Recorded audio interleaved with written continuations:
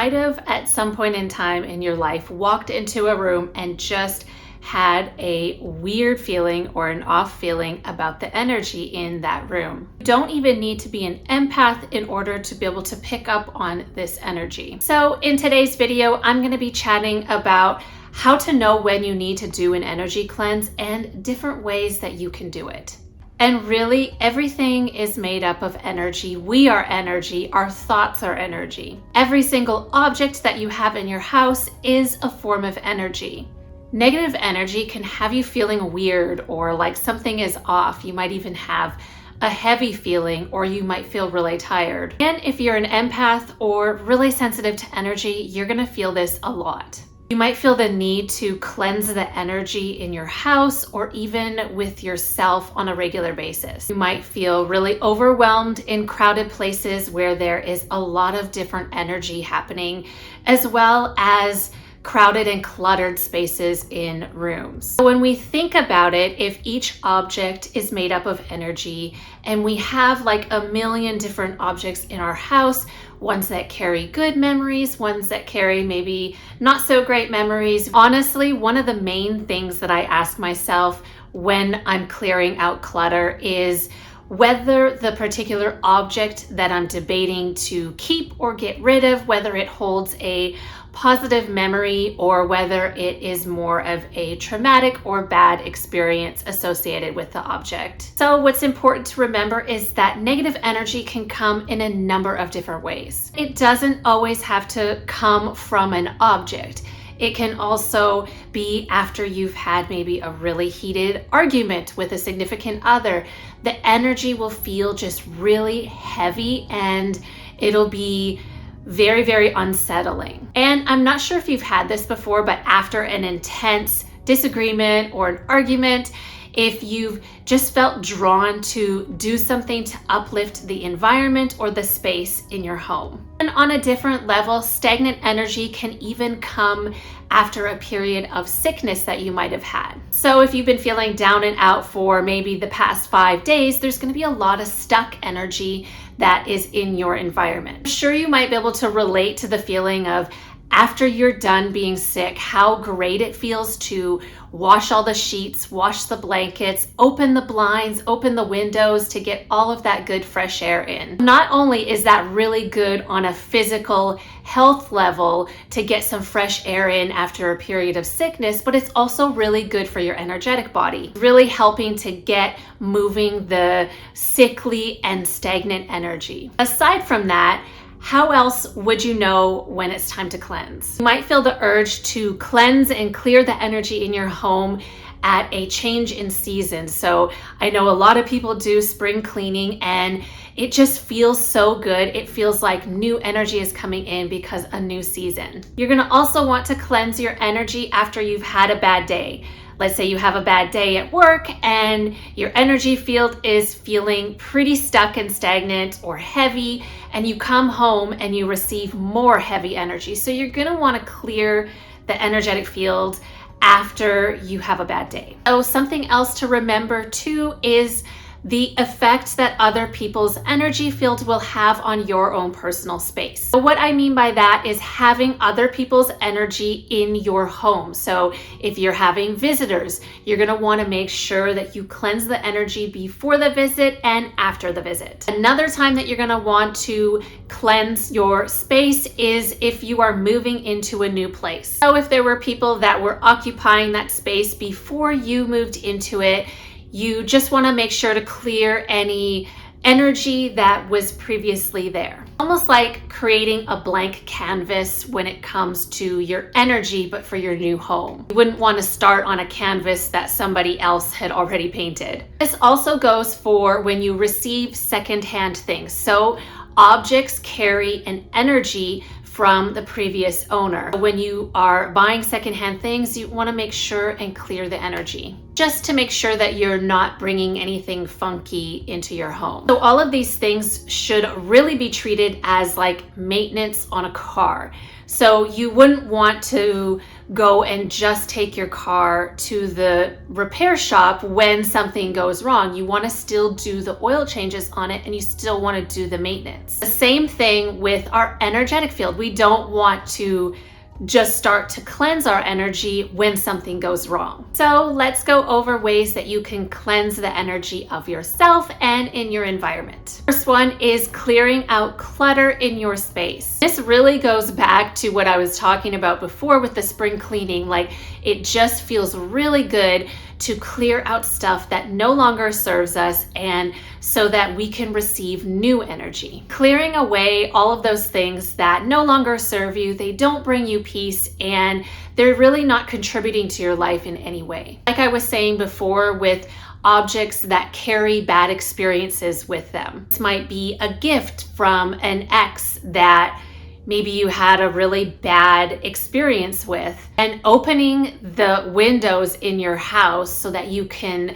let out the negative and so that new energy and fresh air can come into your house. And the second way that I really recommend is visualizing white or golden light. So visualizing that white golden light in your heart space, and as you breathe deeply, that white golden light expands into your energy field.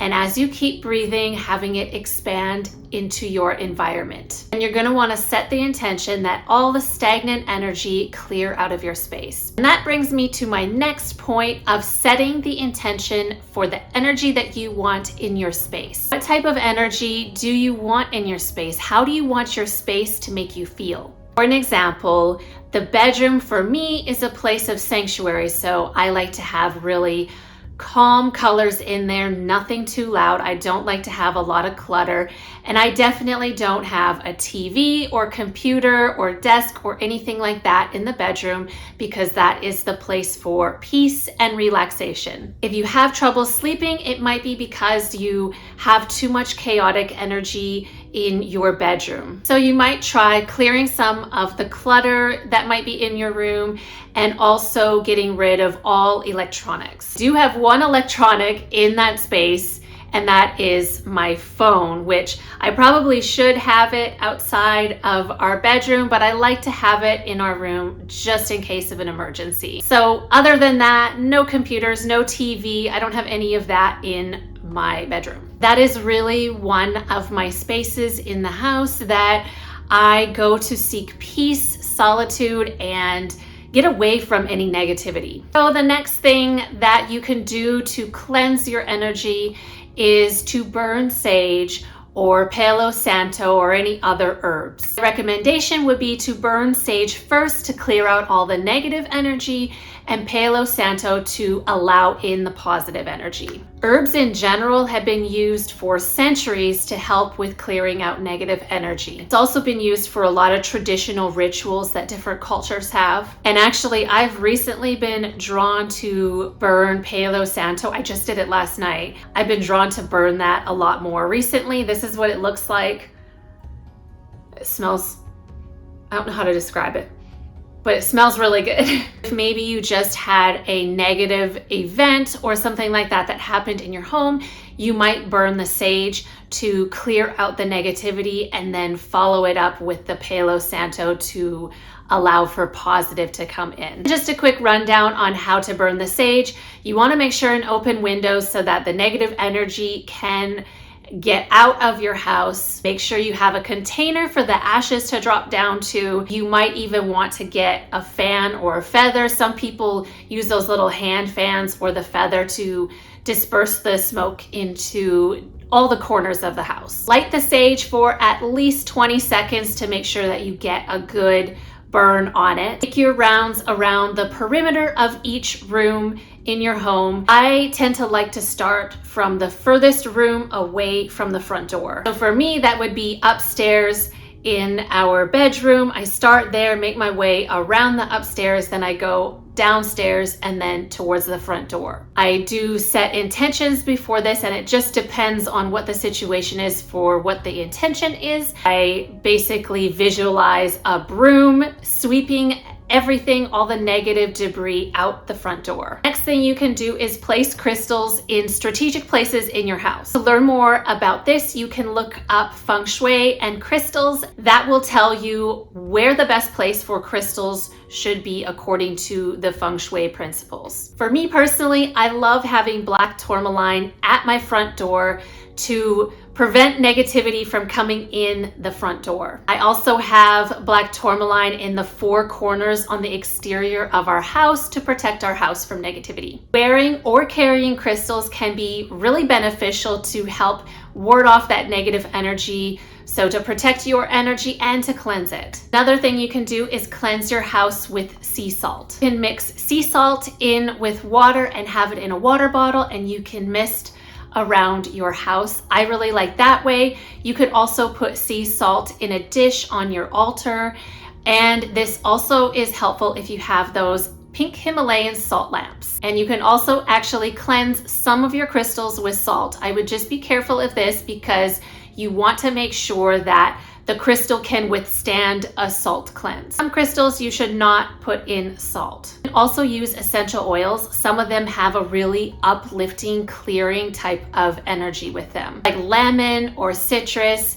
It's always in cleaners that you can find at the store. So I would recommend something like essential oils, or you can actually go as far as to boil lemon peel. You can put some lemon peel with water on the stove, let it slowly simmer, and enjoy the uplifting effect that lemon has to offer. I don't really do that one that often. I personally love putting lemon or citrus in my diffuser and letting it run all day long. I'd actually even be surprised at how much it can uplift the energy and space in your home just by diffusing essential oils. Something else that can really uplift and revitalize the energy in your home is having plants in there. Whether they're scented or unscented plants, they have the ability to purify the air in your home. It can give you the fresh, natural scent without having to use one of those artificial air fresheners. Something else that you can do is use sound healing or high frequency music, or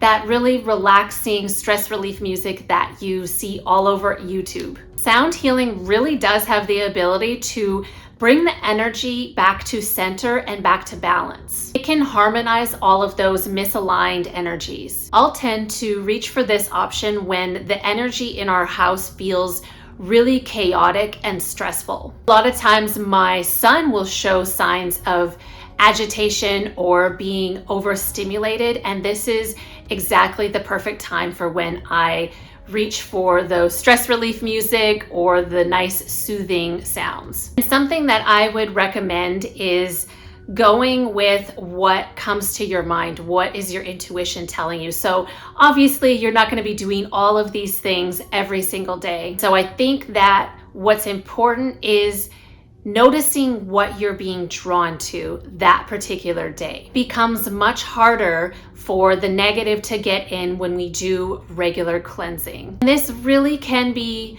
as simple as taking a shower to wash off your day. I know I went over a lot of different ways that you can do this, but really what it comes down to at the end of the day is how can you make this work for yourself, and how can you make it simple so that you're not overcomplicating it, just saying, oh, the heck with it, I'm not going to do it today because it's going to take too much time, or it's going to be too complicated. The more that you can make this simple for yourself, the more likely you are to do it as a regular maintenance thing. I think sometimes we can get really overwhelmed when we feel like we need to clean the whole house from clutter tomorrow. So if that's you, if you feel really overwhelmed at even the thought of clearing out clutter, my suggestion would be to start in a corner, any corner in your house. Really doesn't matter where you start, it just matters that you start. So I hope this video has been really helpful for you and has encouraged you to maybe get started on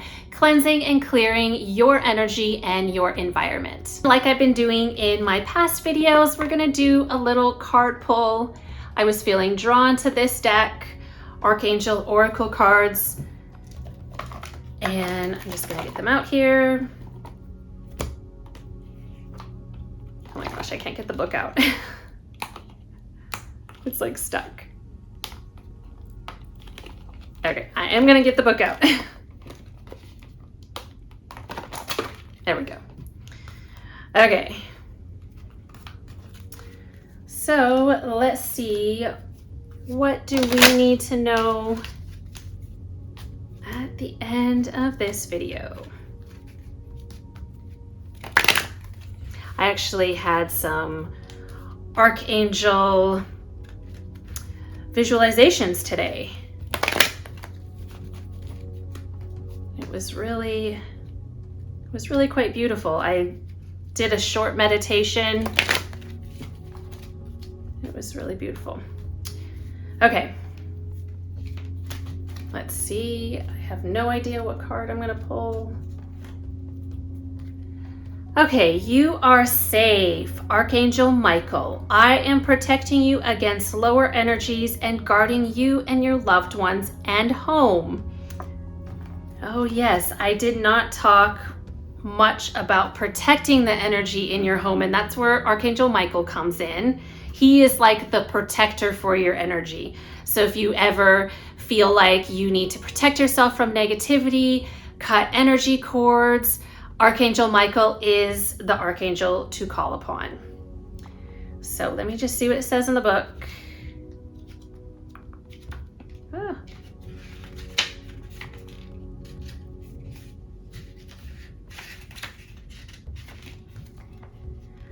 Archangel Michael, I am protecting you against lower energies and guarding you and your loved ones and home.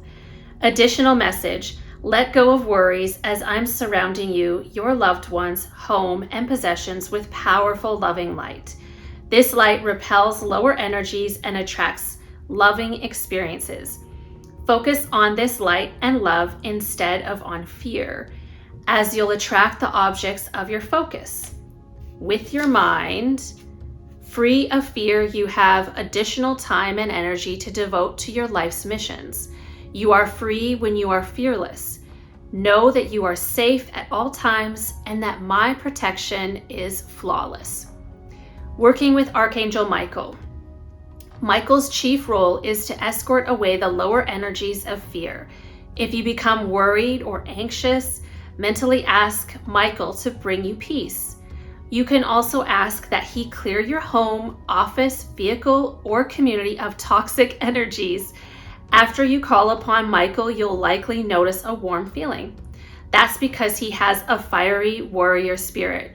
You can ask Michael to stay with you continuously as he's able to be with everyone who calls upon him simultaneously. That's so interesting because I'm talking about clearing negative energy and I didn't even talk about Archangel Michael. I didn't even plan to talk about him, but he came through in the cards, which is kind of interesting. It's like, don't forget about me. Like, don't forget about me as a resource. So that's really cool. I think that definitely Archangel Michael can be called upon when you're doing, any of these things that I had mentioned before. So that's really cool that he came through. I actually work with Archangel Michael a lot. I'm always feeling like I have to call upon him for help with cutting cords, help with just protecting from negative energy and lower frequencies. And the thing to remember too is that when you are living as like higher vibration, there are a lot of times where lower vibrations will be attracted to you. So you might notice that people, like if you're high vibration, there's going to be like a lot of people that maybe feel really comfortable talking to you. Like this can be complete strangers.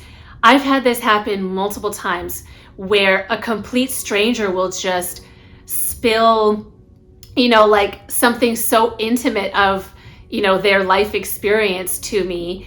And it's because they feel comfortable with you. So if that happens to you, then it's not that they're like lower vibration, but it's just that people feel comfortable around you.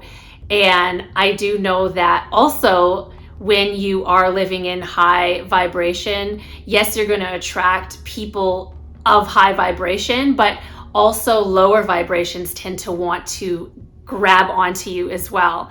So that's something that I've definitely noticed and experienced. So that's just more the reason to make sure that you're putting up the protection barriers for your energy so that you're not letting just anybody in your energy space. I think we do have to be really selective on who we let in our energetic space.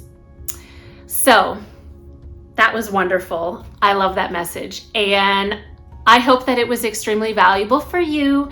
So if you liked this video, thought it was helpful, resonated with it, let me know in the comments, and don't forget to subscribe to my new channel.